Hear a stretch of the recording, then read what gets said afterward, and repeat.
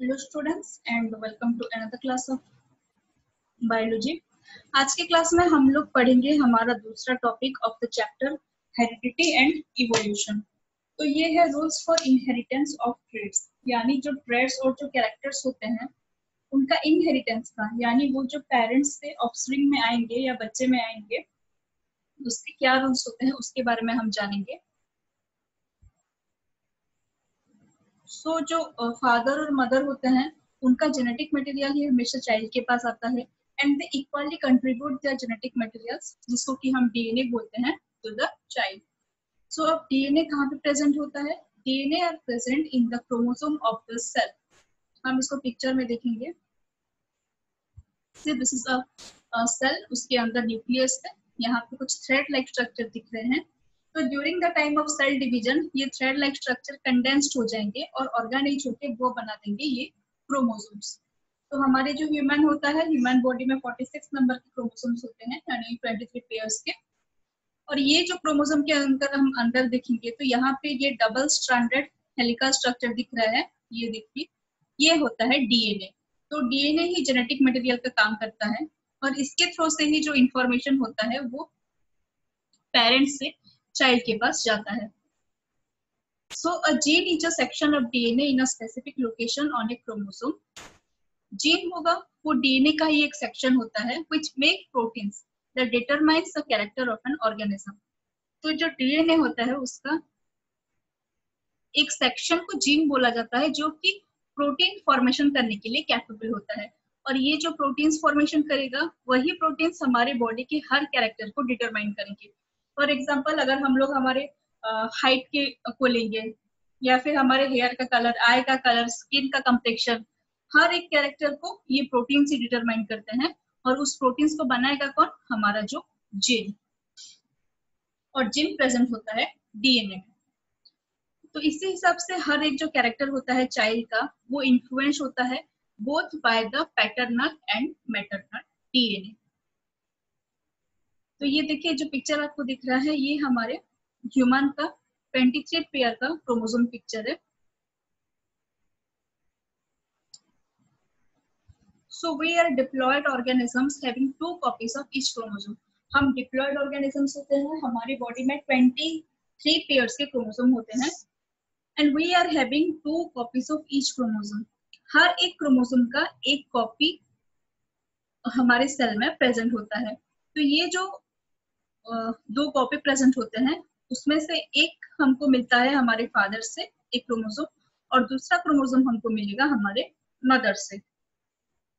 So these 2 copies are called as homologous chromosome और ये 2 copy को homologous chromosome बोल के बोला जाएगा। They carry the same gene at the same spot or locus.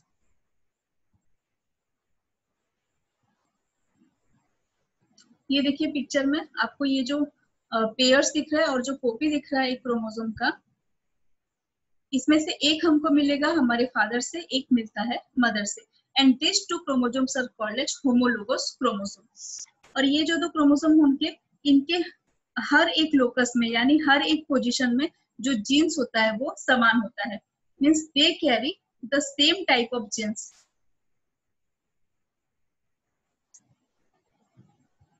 Thus we have 2 copies of each gene. इसका मतलब ये है कि हमारे पास हर एक जीन का 2 कॉपी है, एक है हमारे फादर के क्रोमोसोम में, एक है हमारे मदर के क्रोमोसोम में। तो ये जो 2 कॉपी या 2 वर्जन होता है जीन का, दिस इज कॉल्ड एज अलील। यही 2 एक ही सेम जीन के 2 कॉपी को हम अलील बोल के बोलते हैं। And this allele are responsible for the determination of a trait. और यही जो एलील होता है वही रिस्पॉन्सिबल होगा ट्रेट को डिटरमाइन करने के लिए।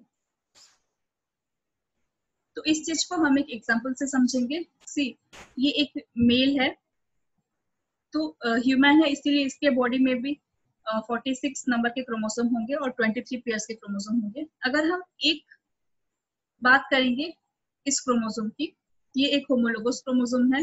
लेट अस से यहाँ पे जीन प्रेजेंट है इस लोकेशन में और ये जीन डिटरमाइन करता है ईयर के लोब को। जो हमारा ईयर लोब होता है उसको यहाँ पे जो जीन प्रेजेंट है वो डिटरमाइन करेगा।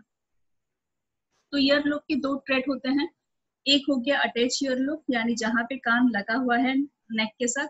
एक और है फ्री ईयरलोब, जहाँ पे कि ईयरलोब फ्री है, अटैच नहीं है।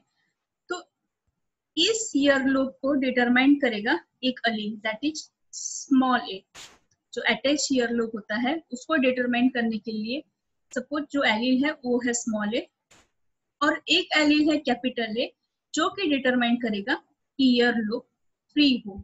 इस तरीके से जो फीमेल है उसके बॉडी में भी होमोलोगस क्रोमोसोम्स प्रेजेंट होंगे, वहां पे भी उसके क्रोमोसोम में ऐसे जीन प्रेजेंट होगा जो कि ईयरलोब के कैरेक्टर को दिखाएंगे। So suppose in this chromosome, यहाँ पे जो जीन है वो डिटरमाइन कर रहा है ईयरलोब को, तो वहां पे दो एलील्स प्रेजेंट है उस जीन के।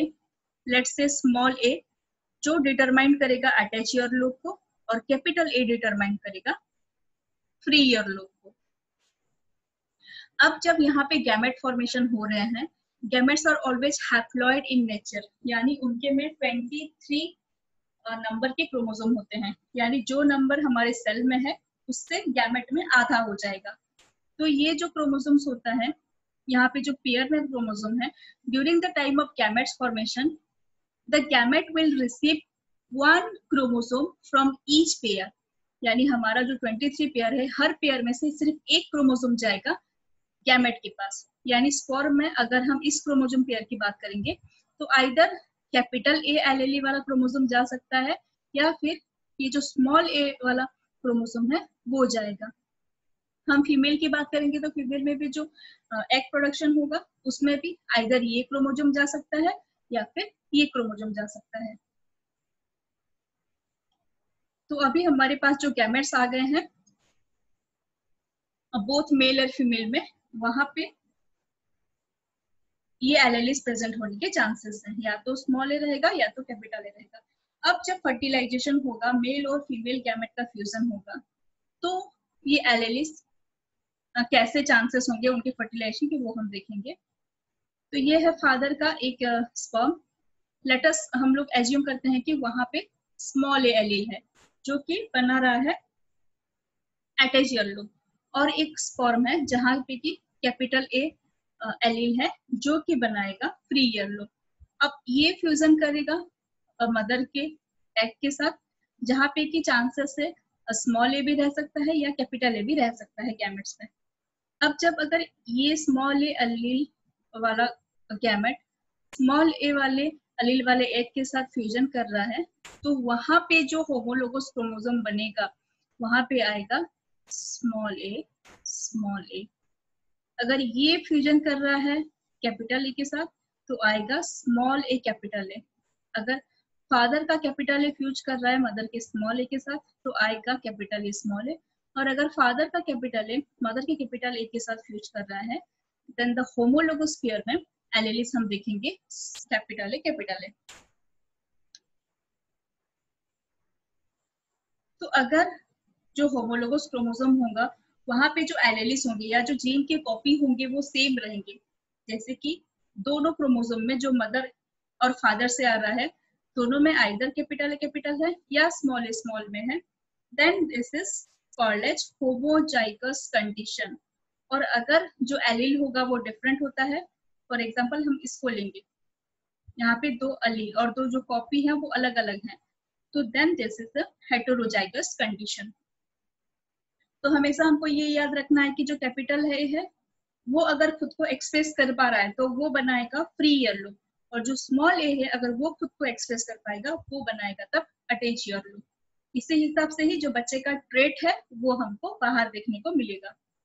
So the allele which express itself both in homozygous and heterozygous condition is called as a dominant allele। यानी जो एलील चाहे वो फ्री ईयरलोब को डिटरमाइन करेगा या अटैच ईयरलोब को डिटरमाइन करेगा, जो भी हो, अगर वो होमोजाइगस और हेटेरोजाइगस कंडीशन में खुद को एक्सप्रेस कर पा रहा है then it is a dominant allele. इसका मतलब ये है कि अगर कोई भी ए, चाहे वो कैपिटल हो चाहे स्मॉल ए हो, अगर वो अकेले रह के भी खुद को एक्सप्रेस कर पाएगा तो वो होगा डोमिनेंट एलील। और जो एलील सिर्फ अपने आप को होमोजाइगस कंडीशन में एक्सप्रेस कर पाएगा बाहर, दैट इज रिसेसिव एलील। अगर हम इस हिसाब से देखते हैं तो देखा जाता है कि ये जो कंडीशन है capital A capital A capital A small है कैपिटल ए स्मॉल है, ये तीनों कंडीशन में हमको फ्री ईयरलोब दिखाई देता है। यानी जो कैपिटल है अलील है, ये खुद को एक्सप्रेस कर पाएगा, ये दिखाएगा कि बच्चे में ईयरलोब जो है वो फ्री है। और अगर स्मॉल ए कंडीशन है, उसी में ही बच्चे में अटैच ईयरलोब देखने को मिलता है। दैट्स व्हाई जो हमारा फ्री ईयरलोब है वो हो गया हमारा dominant trait, and the capital A will be the dominant allele, और जो स्मॉल ए है वो है recessive allele.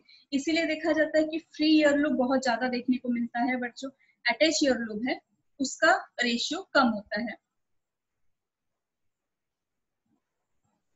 So the traits they are expressed outside are known as phenotype, यानी हम जो ट्रेट बाहर देख रहे हैं लाइक ईयरलोब अटैचमेंट है या फ्री है, यानी जैसे कि हेयर का कलर क्या है, स्किन का कम्प्लेक्शन कैसा है, आई कलर कैसा है, ये सब जो हम कैरेक्टर्स बाहर देख पाते हैं they are known as phenotype, and the related alleles combination is the genotype. तो इसके साथ जो रिलेटेड एलील्स है वो होता है जीनोटाइप। इसका मतलब ये है कि स्मॉल है, ये जो कॉम्बिनेशन है ये एक जीनोटाइप है, और ये दिखाएगा कौन से फिनोटाइप को, अटैच ईयरलोब को। अगर हम देखेंगे कैपिटल है, ये एक जीनोटाइप है, ये डिसाइड करेगा फ्री ईयरलोब वाले ट्रेट, यानी फ्री ईयरलोब इसका फिनोटाइप होगा। So the genotype along with the environmental factor determines the phenotype of an organism. तो जो organisms है वो बाहर से कैसे दिख रहा है, उसके कैरेक्टर्स कैसे हैं, वो जीनोटाइप और उसके साथ कुछ एनवायरमेंटल फैक्टर भी डिटरमाइन करते हैं। So that's all about the rule of inheritance. इसके आगे हम और नेक्स्ट जब पढ़ेंगे तो वो मेंडल्स के कॉन्ट्रीब्यूशन के पढ़ेंगे कि मेंडल्स क्या बताए थे इनहेरिटेंस के रूल्स के बारे में। So thank you students.